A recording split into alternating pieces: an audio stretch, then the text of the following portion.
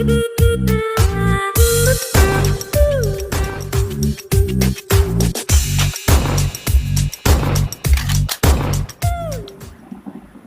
वालेकुम। Master concept में आज हम आपको एनसीआर कैलकुलेटर में कैसे फाइंड आउट करते हैं ये बात एक्सप्लेन करेंगे। अगर हम सिर्फ एनसीआर लिखते हैं तो सिंटैक्स एरर आ जाता है, लिहाजा ये एक गलत तरीक़ाकार है और बहुत से बच्चों को साइंटिफिक कैलकुलेटर में बआसानी करना आता होगा। हम उससे मुखातिब हैं ऐसे बच्चों से जिन्हें ये नहीं आता।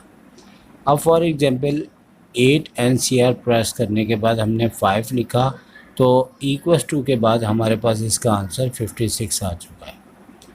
एक और एग्जांपल लेते हैं जो आपसे डिस्कस करनी है कि अगर हम एनसीआर में 8 फिर एनसीआर प्रेस करने के बाद 9 अगर हम लिखने के बाद इक्वल्स टू प्रेस करते हैं तो मैथ एरर आ जाता है। आखिर ऐसे क्यों आता है, इस बात का आपको जवाब देंगे और तमाम बच्चों को ये भी बात शेयर करते चलें कि साइंटिफिक कैलकुलेटर से डायरेक्ट वैल्यू निकालना एग्ज़ाम में ख़तरे की घंटी होती है, क्योंकि नंबर अक्सर बच्चों के इसी वजह से कट जाते हैं।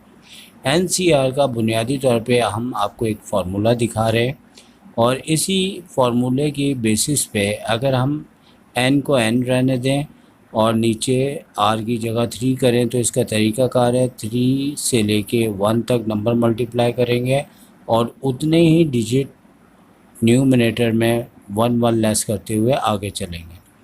जैसे आपके सामने ये एग्जांपल आ चुकी है और इसी को ही हमने साइंटिफिक कैलकुलेटर से किया था।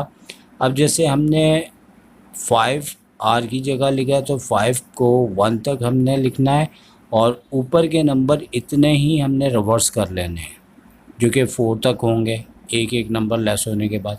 अब 5 और 4 जैसे कि हमने कैंसिल कर दिया आपस में सेम है और इसी तरह 3 2 6 को हमने ऊपर वाले 6 से कैंसिल कर दिया है।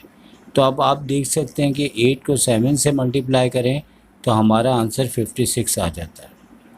अब हमने आपसे एक दूसरी बात डिस्कस की थी कैलकुलेटर के ज़रिए, अगर उसे भी हम कैलकुलेटर के बजाय मैनुअल तरीके से करते हैं तो बुनियादी तौर पे 9 को 1 तक लिखते हुए हम उतने डिजिट अगर रिवर्स करते हैं तो 1 के बाद हमारे पास एक ज़ीरो नंबर आ जाता है जिसकी बुनियाद पे हमारा पूरा का पूरा आंसर ज़ीरो हो जाता है और जिसकी बुनियाद पे हम लोग इसे ज़ीरो लिखेंगे।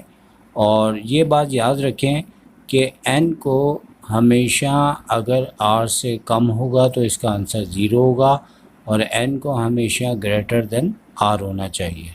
तो सर शायद को इजाज़त दीजिए। टेक केयर, अल्लाह हाफिज़।